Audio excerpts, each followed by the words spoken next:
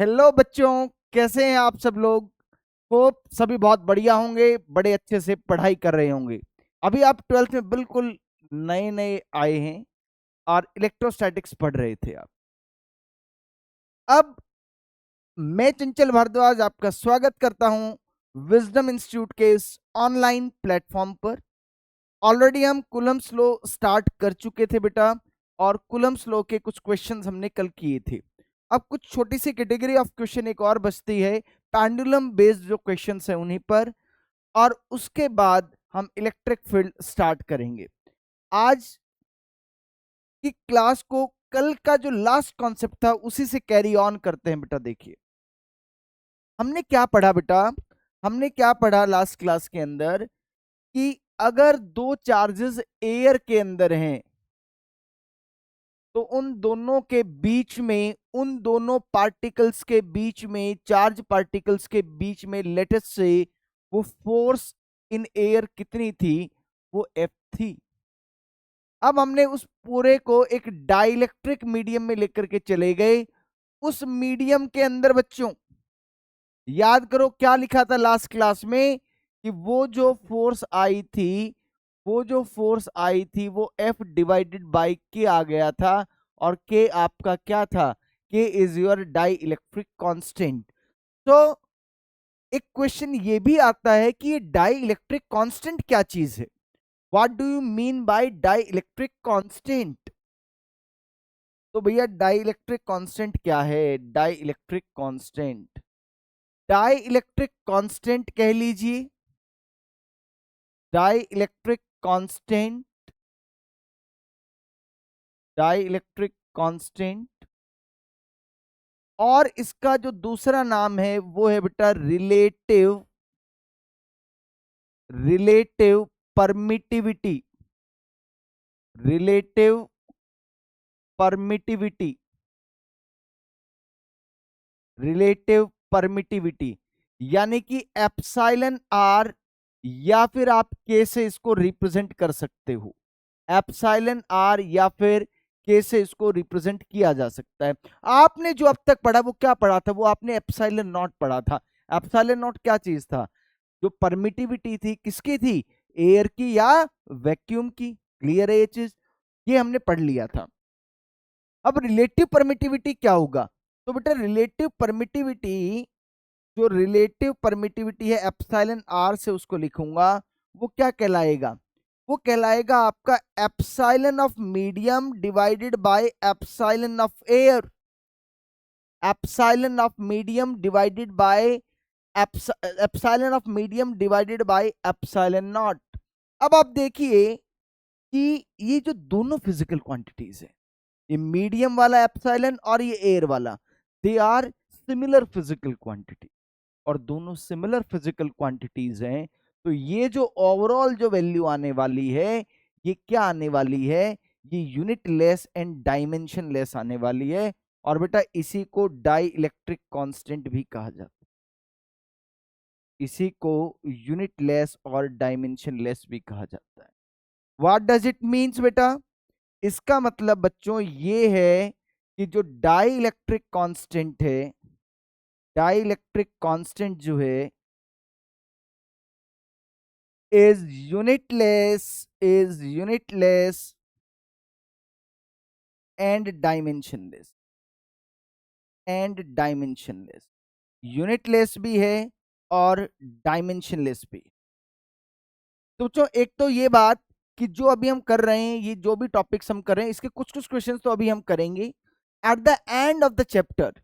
जब चैप्टर खत्म हो जाएगा तो जितने भी पीवाईक्यूज हैं नीट के, और जितने भी पीवाईक्यूज हैं किसके, जो जेई मेंस के, उन सब को हम टॉपिक वाइज भी करेंगे, और एक मिसलेनियस क्लास भी रखेंगे जिसमें मिक्स्ड क्वेश्चंस रहेंगे।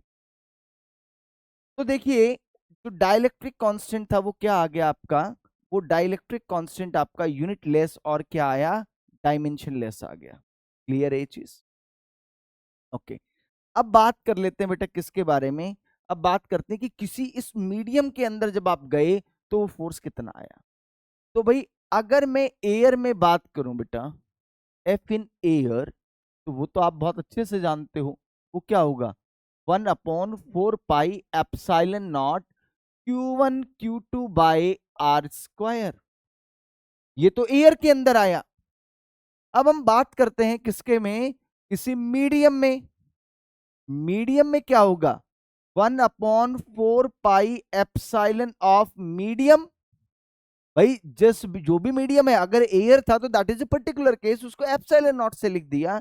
लेकिन अगर मीडियम है तो क्या लिख दिया, 1/4 pi epsilon of medium Q1 Q2 divided by r²। Done. तो बेटा अब आप देखिए, F of medium is equal to 1/4 pi epsilon M की वैल्यू क्या रखी जाए, यहां से देखिए, epsilon M is what, epsilon naught into epsilon R. क्या चीज है बेटा ये, epsilon M into epsilon R. तो इसको आप लिख दीजिए, एप्सिलॉन एम की value epsilon naught into epsilon are Q1 Q2 divided by r²। तो force in medium is equal to, ध्यान से देखना, 1/एप्सिलॉन आर, और बेटा इसको लिख दिया Q1 Q2 divided bye 4 pi epsilon not r²। ये जो एक्सप्रेशन है ना आपका, ये वाला जो एक्सप्रेशन है, ये एक्सप्रेशन तो आपने पढ़ा हुआ है। ये देखिए, ये तो एयर वाला एक्सप्रेशन था। और ये जो एप्सिलॉन आर है, ये एप्सिलॉन आर ही क्या चीज है, डाई इलेक्ट्रिक कांस्टेंट। यही एक्सप्रेशन हमने पढ़ा था, F in medium divide is equal to F by K, F by K. ये रिजल्ट बड़ा इंपॉर्टेंट है कि जो इलेक्ट्रोस्टैटिक फोर्स है, अगर आप चार्जेस में को किसी दूसरे मीडियम में ले जाते हैं जिसका डाइलेक्ट्रिक कांस्टेंट के होता है बच्चों, तो क्या हो जाता है, वो जो फोर्स होती है, फोर्स डिक्रीज हो जाती है। और कितनी डिक्रीज हो जाती है, वो के टाइम्स डिक्रीज हो जाती है बच्चों। क्या हो जाती है, के टाइम्स डिक्रीज हो जाती है। ये एफ जो है बेटा, ये एफ एयर वाला है, बिल्कुल सही बात है। ये एफ लिख लो, चाहे आप इसको एफ एयर लिख लीजिए। जो चार्जेस के बीच जो एयर में जो फोर्स लग रही थी ना, वो के टाइम्स डिक्रीज हो जाती है। अब एक क्वेश्चन तो बेटा ऐसे आ सकता है, देखो जरा मैं आपको एक क्वेश्चन बताता हूं आपको। देखो, देखिए, ये इस पे एक बड़ा छोटा सा क्वेश्चन करता हूं, बड़ा आसान सा क्वेश्चन।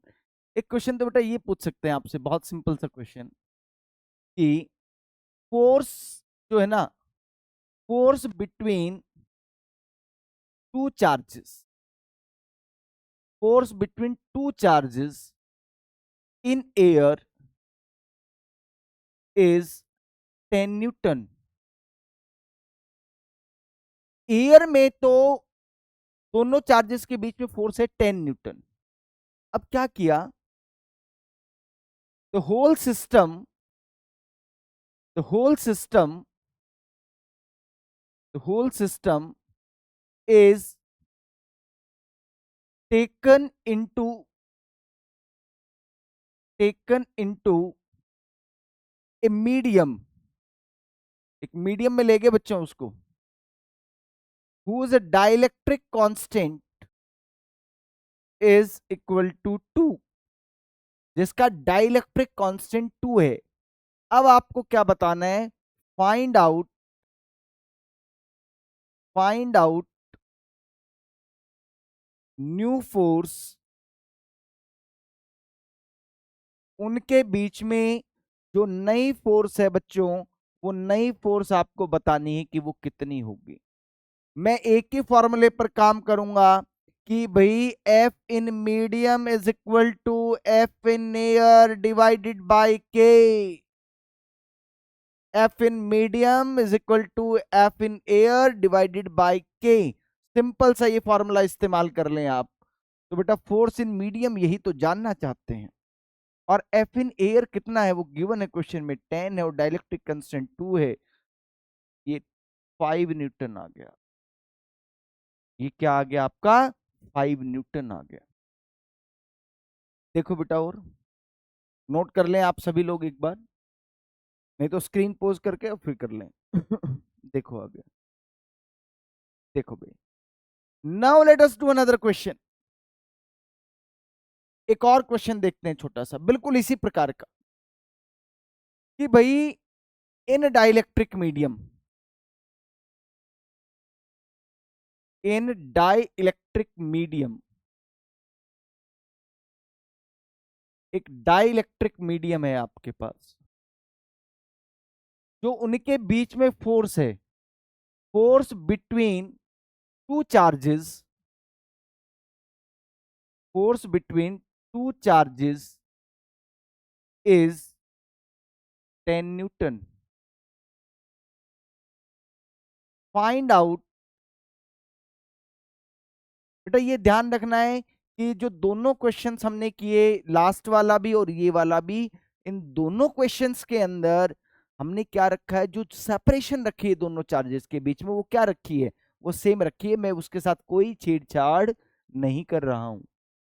अब आपको क्या करना है, find out force between them, force between them in air, उन्हीं के बीच में एयर में। बताइए, क्वेश्चन में ये गिवन है कि dielectric constant of the medium is 2। जो मीडियम का बेटा डाइलेक्ट्रिक कांस्टेंट है, वो डाइलेक्ट्रिक कांस्टेंट आपको गिवन है, वो कितना है, वो 2 है। तो कोई बहुत मुश्किल क्वेश्चन तो नहीं है ये, बड़ा आसान सा क्वेश्चन है। तो भाई formula is what, F in medium is equal to F in air divided by K. अब जो मीडियम में जो फोर्स है वो गिवन है, इस बार वो 10 है, एफ इन एयर पूछा गया है, और डाई इलेक्ट्रिक कांस्टेंट कितना है, वो 2 है। तो एफ इन एयर जो आपका आया, वो एफ इन एयर कितना आ गया बच्चों, वो एफ इन एयर आपका कितना आ गया बच्चों, 20 न्यूटन आ गया बच्चों। क्लियर है क्या? बड़ा आसान सा, कोई बहुत मुश्किल क्वेश्चन नहीं था, बट आपको कॉन्सेप्ट क्लियर होना चाहिए। और कॉन्सेप्ट क्लियर तो है आपको, बट उससे ज्यादा इंपॉर्टेंट ये फॉर्मूला याद रहना चाहिए। ठीक है, सिर्फ कॉन्सेप्ट क्लियर होने से भी काम नहीं चलेगा, फॉर्मूला भी याद रहना चाहिए, है ना। देखो भैया, अब बड़ा ही बेहतरीन क्वेश्चन करेंगे हम। बेहतरीन क्वेश्चन इसलिए क्योंकि वो क्वेश्चन, उस पर बेस्ड क्वेश्चंस बहुत ज्यादा बार नीट में और जेई मेंस में आए हुए क्वेश्चन। तो पहले मैं उसका एक जनरल रिजल्ट करूंगा, और उसके बाद उसी फॉर्मूले पर बेस्ड हम क्या करेंगे, उसमें जो पीवाई क्यूज हैं जेई मेंस के, वो क्वेश्चंस करेंगे बेटा।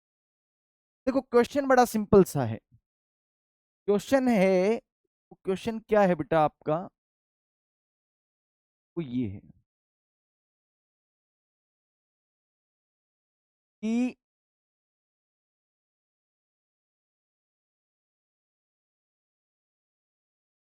ये आपके पास क्या है, दो स्फेरिकल बॉब्स हैं, बिल्कुल आइडेंटिकल हैं। क्या है बेटा, आइडेंटिकल स्फेरिकल बॉल्स हैं, लेंथ एल है इनका। जो ये स्फेरिकल बॉब्स है ना बेटा, इनकी जो डेंसिटी है, स्फेरिकल बॉब्स की जो डेंसिटी है, वो डेंसिटी डी है बच्चों, वो डेंसिटी डी है। अब आपने क्या किया, in air, in air spring makes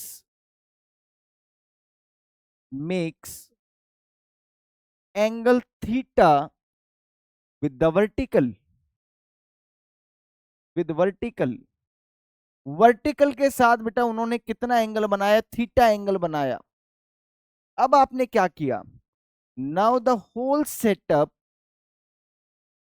now the whole setup is immersed, is immersed in a liquid, और बेटा उस लिक्विड के जो डेंसिटी है वो रो है, ऑफ डेंसिटी रो। यानी कि पूरे के पूरे सिस्टम को क्या करवा दिया, उस लिक्विड के अंदर जिसकी डेंसिटी रो है उसमें डिप कर दिया, इमर्स कर दिया बच्चों। अब आएगा मजा। अब क्या कह रहा है क्वेश्चन में आगे, still still angle made by the string, made by string with vertical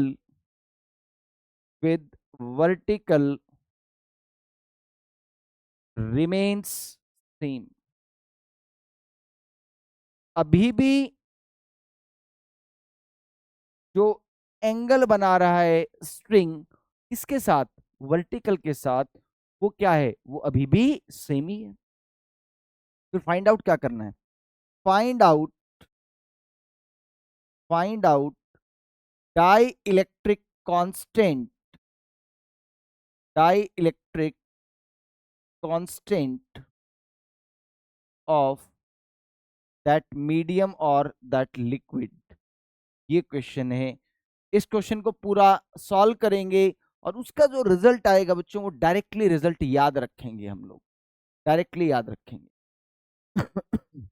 देखो भाई कैसे किया जाए। भाई पहले इसका एयर के अंदर हम क्या कर लेते हैं, इन एयर इसका विजुअलाइजेशन करते हैं क्या होगा। और मैं तो ये कहता हूं कि कल की क्लास का अगर रिजल्ट याद है आपको तो मुझे कुछ नया काम करने की जरूरत नहीं बचेगी। क्यों नहीं बचेगी बेटा, क्या आप डायरेक्टली देख लो कि सर हमने किया था, ये mg आया था, ये टेंशन आया था, और ये क्या आ गया था, इलेक्ट्रोस्टैटिक फोर्स आ गया था। ऐसा आने के बाद आपने रिजल्ट क्या पढ़ा था बच्चों, tan theta is equal to F E divided by M G. This is your very first equation, this is your very first equation. Done. लेकिन जब मैं इसको क्या करूंगा, मैं इसको लिक्विड में लेकर के गया,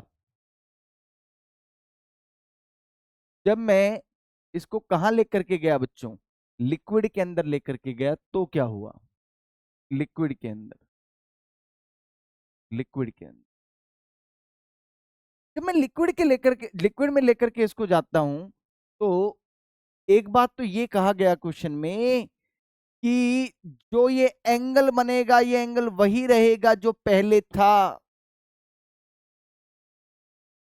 थोड़ा सा विजुलाइज कीजिए कि लिक्विड में जाने पर क्या mg में कोई चेंज आएगा क्या, नहीं सर, एज इट इज ही रहेगा।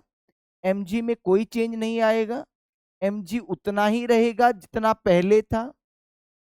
कुछ टेंशन, नई टेंशन आ जाएगी, मान लेते हैं टी डैश आ जाएगी।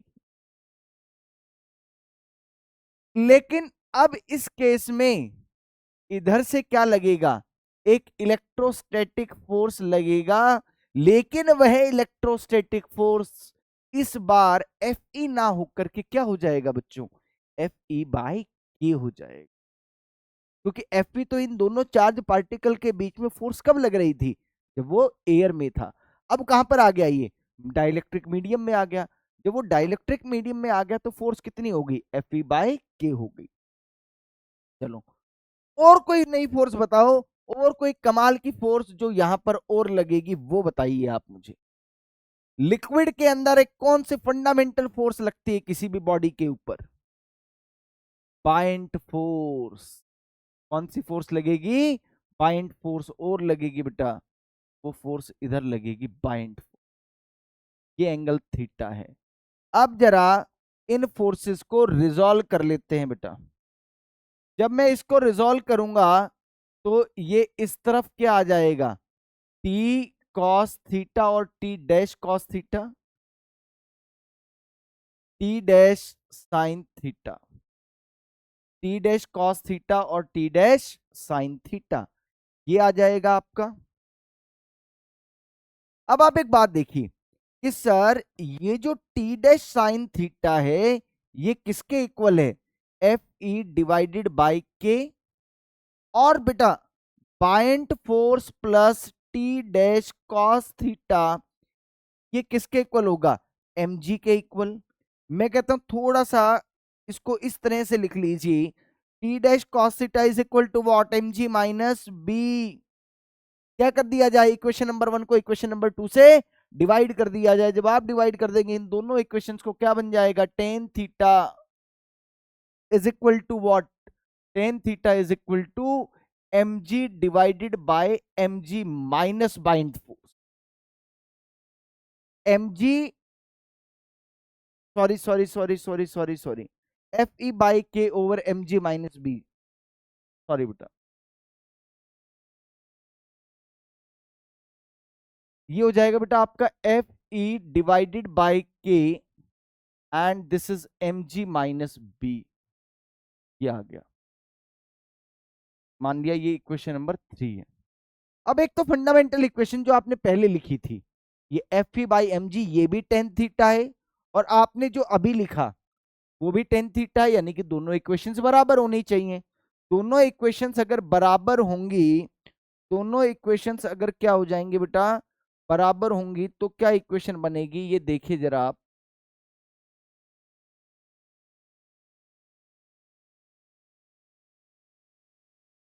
देखो क्या इक्वेशन बनेगी,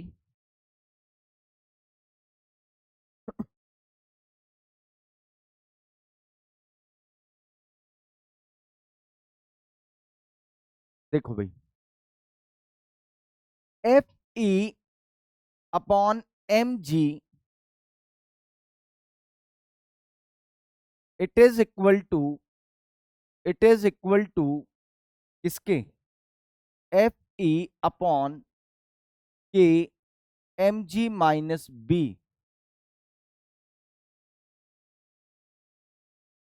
ये आ गया। ये इक्वेशन और ये इक्वेशन बराबर होंगी। अब आप यहां से देखिए एफ ई से एफ ई कैंसिल आउट हो गया, तो पता नहीं कैसे डर रहा है ये आप लोगों से, है ना। यहां से के इज इक्वल टू क्या आ गया,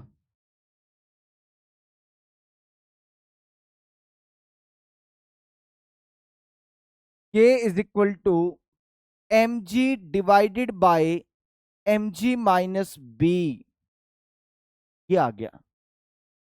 बट आपको एक बात ध्यान रखनी चाहिए कि क्वेश्चन के अंदर जो डेटा गिवन होगा, हमारा आंसर तो उसी फॉर्मेट में आना चाहिए, वो फॉर्मेट में तो आंसर आया नहीं है। अब देखो भाई क्या करते हैं, mass can be written as density into volume. किसका मास है बच्चों, ये तो उस बॉब का मास है, तो डेंसिटी भी उसी की आएगी। मान लो उसकी वॉल्यूम v है, into D into G. Similarly this is v into D into G minus ये क्या होता है, v rho G, weight of the liquid displace होता है, लेकिन तो पूरा का पूरा खुद ही इमर्ज है, तो जो टोटल वॉल्यूम है वही इमर्ज रहेगी। इसको जब आप सिंप्लीफाई करेंगे, वीजी वीजी वीजी सब cancel out, here comes the standard result, dielectric constant is equal to D over D minus rho. ये जो रिजल्ट है आपका, ये सुपरस्टार रिजल्ट है आपका। क्यों है सुपरस्टार रिजल्ट, ये बताएंगे आपको एग्जाम में जब ये क्वेश्चन आएगा। और अगर बेटा आपको ये सारी कहानी दोबारा करनी पड़ गई, तो आप मान लेना कि आपका पढ़ने का कोई बहुत ज्यादा फायदा नहीं हुआ। क्यों नहीं हुआ, it will take lot of time. अब देखो, इस फॉर्मूले पर बेस्ड जेई मेंस में और नीट में बहुत बार क्वेश्चन आए हुए हैं। ये रिजल्ट मुझे याद होना चाहिए, D over D minus row is the formula for the dielectric constant. D किसकी डेंसिटी है, उस स्फेरिकल बॉब की डेंसिटी है, और रो किसकी डेंसिटी है, उस लिक्विड की डेंसिटी। देखो भैया आगे,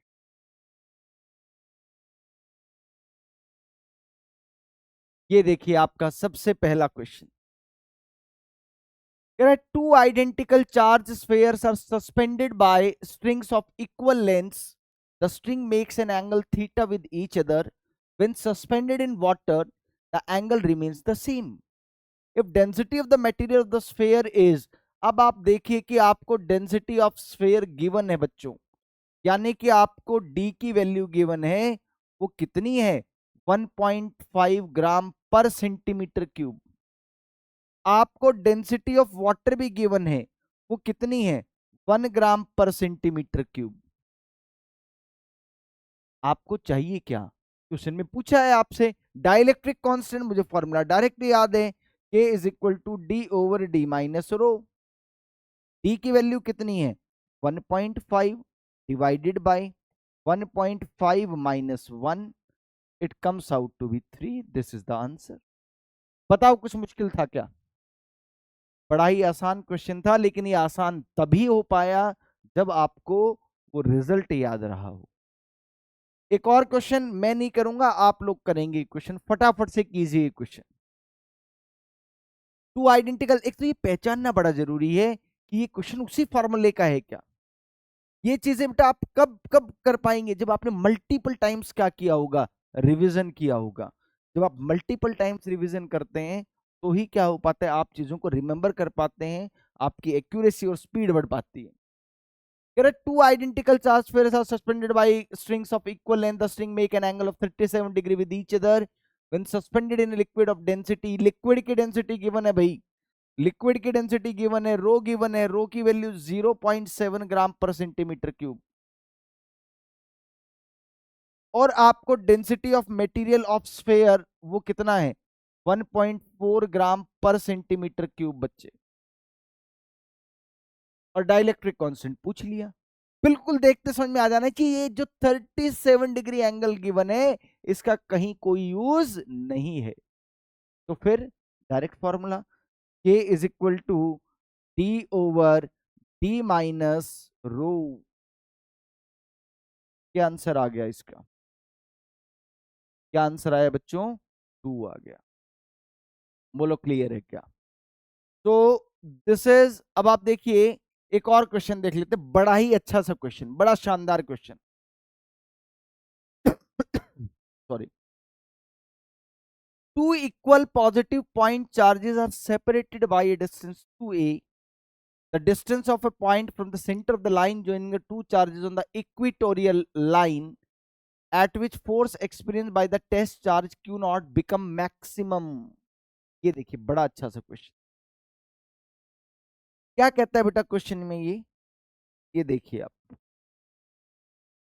आपके पास क्वेश्चन ये है,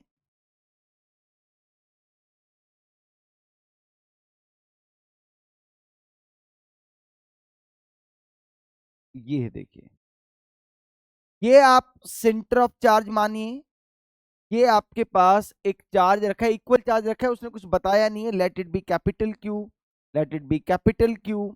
ये बच्चा, ये क्वेश्चन भी जेई मेंस में आया हुआ है जैसे कि आपको स्क्रीन पर दिख रहा है, बट ये बड़ा अच्छा क्वेश्चन है। इस क्वेश्चन से बहुत बहुत चीजें सीखेंगे हम लोग।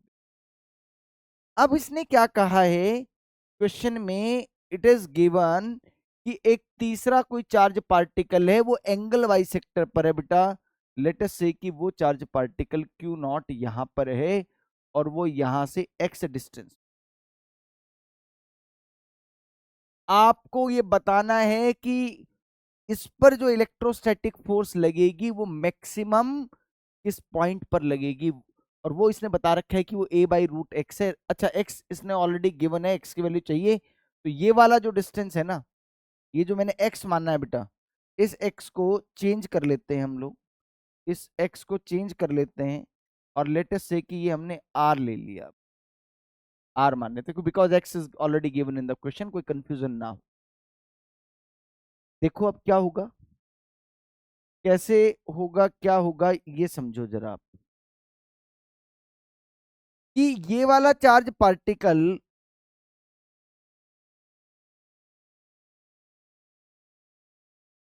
देखो भैया,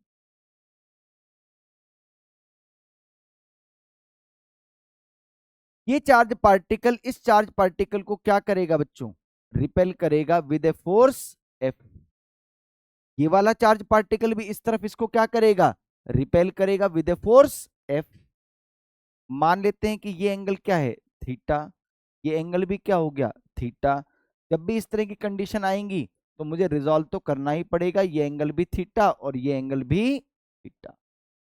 जब आप इस एफ को रिजॉल्व करेंगे बच्चों तो ये क्या आएगा आपका एफ साइन थीटा, और ये जो कंपोनेंट आया ये कितना आया एफ कॉस थीटा। जब आप इसको रिजॉल्व करेंगे तो ये एफ साइन थीटा और इधर एफ कॉस थीटा, और तो टोटल फोर्स कितना हो गया 2f cos theta. It means जो इस पार्टिकल पर जो नेट फोर्स आ रही है वो नेट फोर्स कितनी है बच्चों, वो है 2f cos थीटा। तो 2f, f is the force between these two charges. इन दोनों चार्जेस के बीच में बच्चों फोर्स कितनी है, वो फोर्स है आपकी k q q not divided by ये वाला जो डिस्टेंस है बेटा, ये वाला जो आपका डिस्टेंस है उसका स्क्वायर।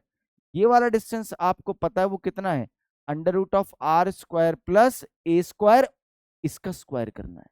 तो कितना आएगा आपका R square plus X square multiply by cos theta. Cos theta is base upon hypotenuse under root of R square plus, बेटा मैंने एक्स स्क्वायर लिख दिया, ये ए आएगा, ठीक है, R square plus A square. I hope यहां तक कहीं कोई डाउट नहीं है, ये ऐसा पार्ट हमने बहुत बार किया है, ठीक है। अब देखो, अब देखो आप जरा,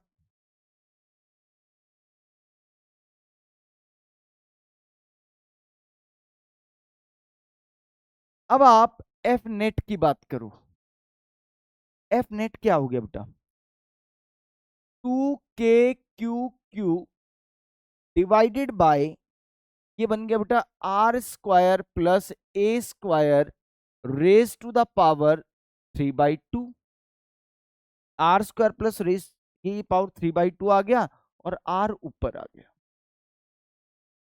अब बेटा आप एक देखिए के कांस्टेंट है, क्यू कांस्टेंट है, स्मॉल क्यू कांस्टेंट है, ए कांस्टेंट है, आर ही वेरिएबल है। यानी कि बेटा अब आपको किसको मैक्सिमाइज करना है, अब हमें इस एफ को क्या करना है मैक्सिमाइज करना है, इसको मैक्सिमाइज करना है बच्चों। तो भाई जब आप एफ को मैक्सिमाइज करना चाहते हो तो आपको ये पता होना चाहिए कि एफ जो है वो किस फैक्टर पर डिपेंड करता है। जिस फैक्टर पर वो डिपेंड करता है उसके रेस्पेक्ट में क्या कर दीजिएगा, उसका डिफरेंशिएशन 0 कर दीजिएगा। तो आप देखें कि जो आपका एफ नेट है बच्चों, एफ नेट किस पर डिपेंड करता है, F net depends on on R, R पर डिपेंडेंट है। तो idea of the question is, ये बड़ा इंपॉर्टेंट स्टेप है जो मैं भी कर रहा हूं। आपको क्या करना है d f net by d r it should be equal to 0, ये 0 हो जाना चाहिए। और ये 0 कैसे करेंगे ये देख लीजिएगा, d f by d r, d f by d r के लिए देखिए आप 2k/q नॉट, ये तो कांस्टेंट है। अब आप देखिए आगे इसको u बाई वी फॉर्मेट से करते हैं। तो डिनोमिनेटर में u बाई वी का याद कीजिए फॉर्मूला क्या होता है डेरिवेटिव का, u बाई वी का फॉर्मूला देखो बेटा कैसे करेंगे, u बाई वी वाला फॉर्मूला, डेरिवेटिव का फॉर्मूला यहां लिख देता हूं d by d x of u by v, ये किसके इक्वल होता है बेटा डिनोमिनेटर में, डिनोमिनेटर का क्या हो जाएगा स्क्वायर, डिनोमिनेटर में डिनोमिनेटर का क्या हो जाएगा स्क्वायर हो जाएगा। उसके बाद क्या होगा बेटा ये as it is d u by d v, put a negative sign, then u d v, बेटा ये d u by d r या डी एक्स था यहाँ पे तो डी एक्स हो जाएगा, d v by d r ये हो जाएगा। यही चीज यहां अप्लाई करता हूं, देखो अब आप इसका स्क्वायर करें, आप इसका स्क्वायर करेंगे तो आर स्क्वायर प्लस क्या हो जाएगा बच्चों ए स्क्वायर, और इसका स्क्वायर किया तो एक क्यूब बन गया, ये एज इट इज ऊपर चला जाएगा r square plus A square raise to the power 3/2। Derivative किसका लेना है आर का, आर का डेरिवेटिव आर के रिस्पेक्ट में 1, पुट ए नेगेटिव साइन। अब इस बार क्या होगा, आर कांस्टेंट, और अब किसका डेरिवेटिव लेना होगा, अब आपको इसका डेरिवेटिव लेना। जब आप इसका डेरिवेटिव लेंगे तो क्या आएगा, पावर तो आगे और एक पावर कम कर देंगे हम, तो एक पावर कम करेंगे तो क्या बन जाएगा बेटा, are square plus A square की पावर 1/2, और इसका आर स्क्वायर का और करेंगे तो कितना आ जाएगा 2r, और इसको 0 पुट करें। जब आप इसको 0 पुट करेंगे you will get r is equal to what, a/√2। आप सॉल्व करके देख लेना, you will get r equals a/√2, क्योंकि आर स्क्वायर प्लस ए स्क्वायर तो कॉमन आ जाएगा यहां से, और आप फर्दर सॉल्व करें 2 से 2 कैंसिल आउट हो गया, तो you will get r is equal to a/√2। आपसे इस क्वेश्चन में क्या पूछा था कि वो जो वैल्यू है वो a/√x है, x की वैल्यू बताओ, कंपेयर कीजिए। आपका आंसर क्या आ गया, x की वैल्यू क्या आ गया बच्चों, x की वैल्यू 2 आ गया, x की वैल्यू क्या आ गया, 2 आ गया। क्लियर है। कूलम्ब्स लॉ हमारा यहीं पर खत्म होता है। नेक्स्ट क्लास जो हम करेंगे वो नेक्स्ट क्लास क्या करेंगे, नेक्स्ट क्लास में इलेक्ट्रिक फील्ड से स्टार्ट करेंगे। बिल्कुल, we will start with electric field. तो इलेक्ट्रिक फील्ड अगर आपने कूलम्ब्स लॉ अच्छे से कर लिया तो इलेक्ट्रिक फील्ड बिल्कुल वैसा ही टॉपिक सा रहेगा जैसा कि इलेक्ट्रिक फोर्स था आपका, यहाँ पर इलेक्ट्रोस्टैटिक फोर्स जो था। ठीक है, आप चैनल को लाइक शेयर और सब्सक्राइब जरूर करें। Thank you. कल की क्लास में मिलेंगे with a new topic of electric field. Thank you.